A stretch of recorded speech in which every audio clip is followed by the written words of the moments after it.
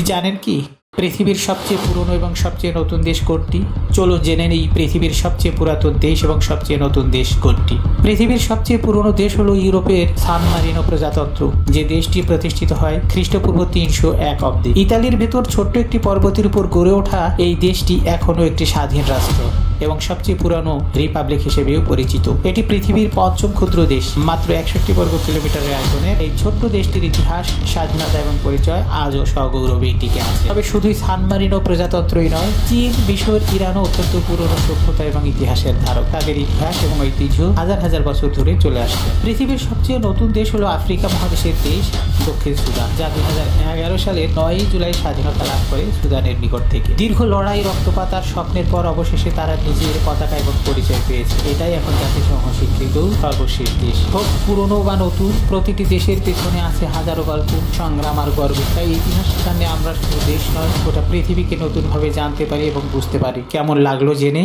কমেন্টে গিয়ে জানাবেন আশা করি। ধন্যবাদ সবাইকে।